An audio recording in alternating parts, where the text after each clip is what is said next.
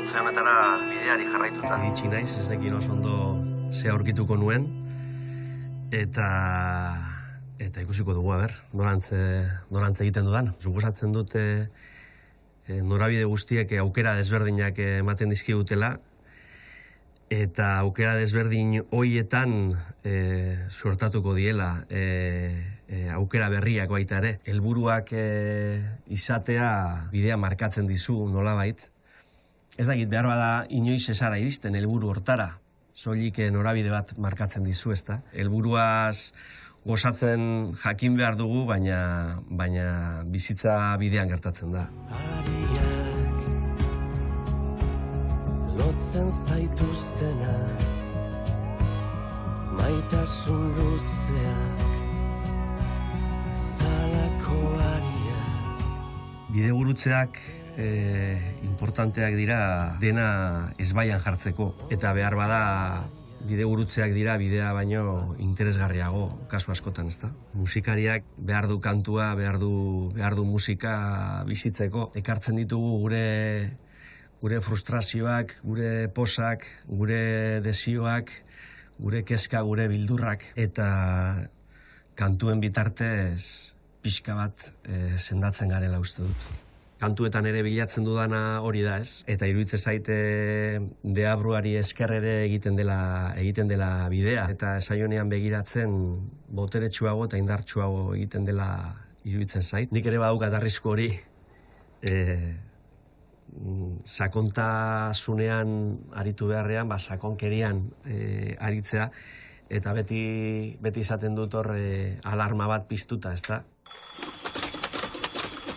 Hitz egiten duzunean, sentitzen baldin baduzu zure buruari gustua ematen ari zarela, isildu zaitez. Aitortuko dizut, batzuetan isiltasun batzuk oso desoroso izan daitezkela. Eta aldi berean, beste isiltasun batzuk, konfiantzazko harreman bat daukasunean, izan daiteke ez, isiltasun hori lasaigarri. Konstienteki egin behar dudan ariketa da orain eta hemen egotea. Esango nuke pizkat nostalgikoa ere banaizela, eta behar bada batzuetan iraganean eroso sentitzeko joera badaukadala. Egiazko zerbait eta sari naizenean gorputzak bialtzen dit seinale bat. Nik uste dute deabrua gure baitan dagoela. Deabrua bada gure gidetako bat, iruditzen zait bere armarik handiena beldurra dela. Eta oso ondo ezagutzen dituela gure barreneko bildur eskutuenak ere. Esango nuke deabrua badela lagun fidel bat, ezta? Beti dagoena hor. Behar bada deabruari zor diot eskertza kantu bat, eta behar bada maitasun kantu bat.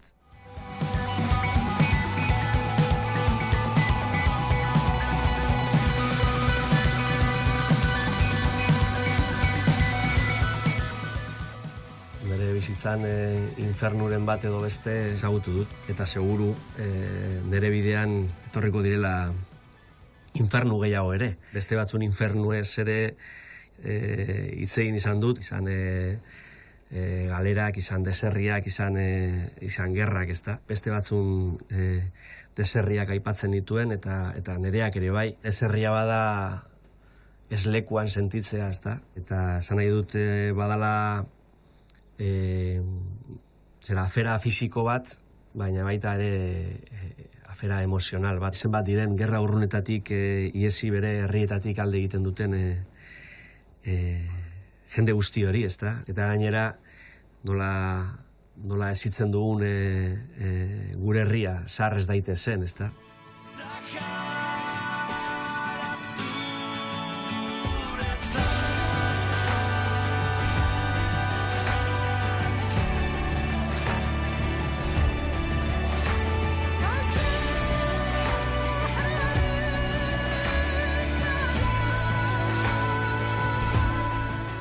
Kontra egiten diet, kanpoan gertatzen diren injustiziei, hemen lehengo munduan bizi gara, eta askotan ohitu egiten gara, ezta? Kanpoan gertatzen diren injustizia hoietara, ez daukat korapil hori askatuta eta ez dut beti asmatzen hoien aurrean pausu bat eman eta laguntzeko bideak egiten. Horatu beharko genuke ze txikia garen eta historiari begiratuta gu bizi garen bizitza tartea oso txikia dela, denboraren ariari begiratuta eta behar bada bizitzari hortik begiratuko bagenio,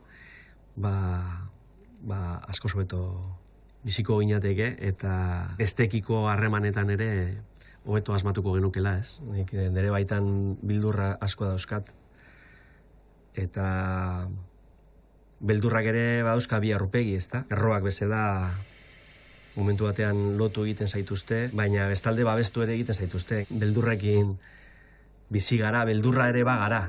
Kontua da, beldurrak ez gaitzala gobernatu, ezta? Eguzki argitan hauts izatea helburu bat da, niretzako egunero, nire buruari jartzen dio dana. Beldurri gabe bizitzea eta hemen eta orain garenaz disfrutatzea eta hortan bizitzea, ez da. Nire alabak beti esaten dit, ea noiz egingo dudan kantu alai bat. Ea badakidan kantu alairik egiten.